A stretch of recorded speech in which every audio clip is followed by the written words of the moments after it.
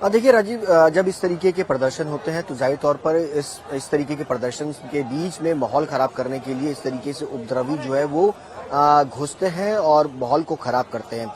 20 जुलाई को भी जो हुआ उसमें भी यही तस्वीरें जो है वो नजर आई, किस तरीके से जो उपद्रवी थे उन्होंने पुलिस पर पथराव किया, पुलिस ने उस पर काउंटर जो है वो किया। कल भी अगर देखा जाए तो कल भी प्रोटेस्टर्स के बीच में किस तरीके से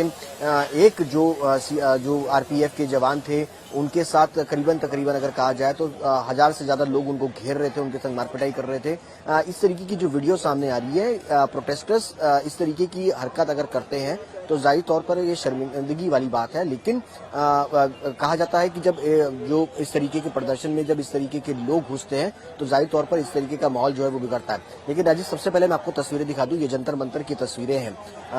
परसों जो 20 जुलाई को घटना है उसके बाद अगर आप देखेंगे तो यहाँ पर एकाएक फिर से बारिश के बीच में तमाम जो प्रदर्शनकारी हैं वो कॉकरोच जनता पार्टी के वो आपको यहाँ पर नजर आएंगे, जो कि इस वक्त प्रदर्शन के अंदर आपको प्रदर्शन करते हुए दिखाई देंगे। लेकिन तस्वीरें अगर आप देखेंगे किस तरीके से तमाम जो प्रदर्शनकारी हैं बारिश में भी जो है वो लगातार डटे हुए हैं। और सीधे तौर पर अगर देखा जाए तो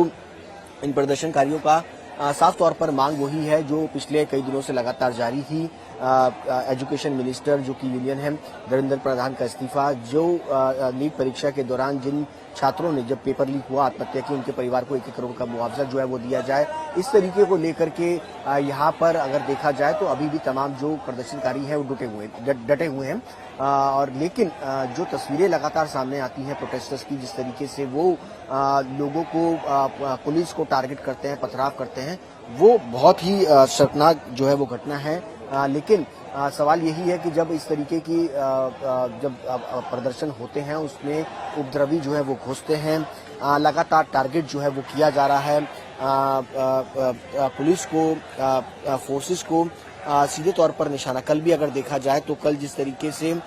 तमाम जो पॉलिटिकल पार्टी के लोग थे, चाहे वो आम आदमी हो, चाहे वो शरद पवार हो, तमाम लीडर्स जो हैं वो जंतर मंतर पर पहुंचे थे इस प्रदर्शन में शामिल होने के लिए। वहीं दूसरी तस्वीर कांग्रेस की भी नजर आई थी, जहां कांग्रेस के तमाम जो बड़े लीडर्स हैं, चाहे वो राहुल गांधी हो, प्रियंका गांधी हो, वो प्रधानमंत्री आवास पर नजर आए थे। जबरदस्त भीड़ नजर आई थी, किस तरीके से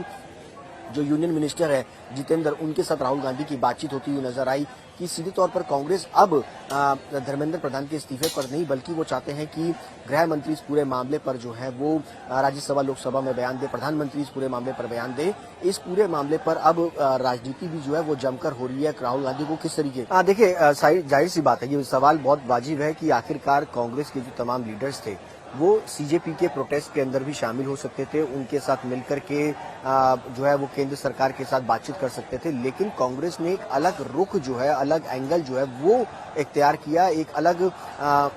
जो तमाम स्टूडेंट्स हैं उनके लिए एक अलग तरीके से आवाज उठाने की कोशिश करी कि जो मेन मुद्दा है छात्रों का, वो छात्रों का मुद्दा है धर्मेंद्र प्रधान जो कि यूनियन मिनिस्टर एजुकेशन, उनके इस्तीफे की। और उसी को लेकर के वो सीधा प्रधानमंत्री के आवास पर पहुंचे प्रदर्शन करने के लिए, ताकि ये दिखा सके कांग्रेस की स्टूडेंट्स के साथ वो खड़ी है।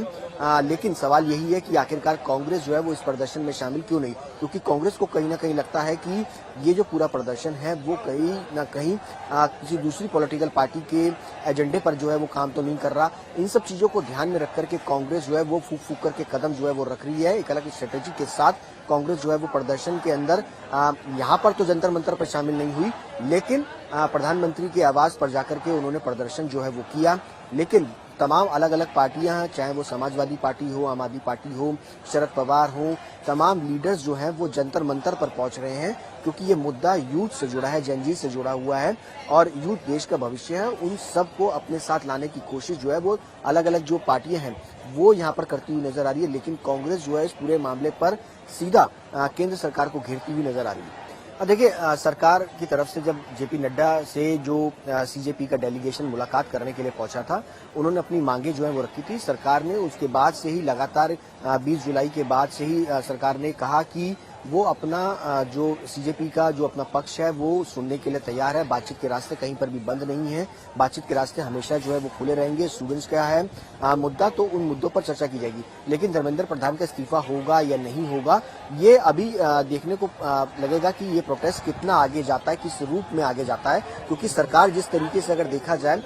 सरकार सीधे तौर पर अगर धर्मेंद्र प्रधान का इस्तीफा होता है तो जिस तरीके से स्टूडेंट्स की मांग है, जिस तरीके से कांग्रेस की मांग है, कांग्रेस आने वाले दिनों में ये शो करेगी कि कांग्रेस की मांग के बाद जो है वो सरकार दबाव में आई। वहीं दूसरी तरफ सीजेपी ये कहेगी कि सरकार हमारे दबाव में आई। तो सरकार मुझे लगता है कि वो किसी दबाव में नहीं आना चाहती है, क्योंकि नीट की परीक्षा लीक हुई उसके तुरंत बाद जो है वो कई कड़े फैसले जो है वो लिए गए। नीट की री परीक्षा हुई, उसके रिजल्ट भी बहुत जो है वो अच्छे आए। अब कहीं ना कहीं देखा जाए तो जो मांग है उस पर देखना है कि सरकार किस तरीके से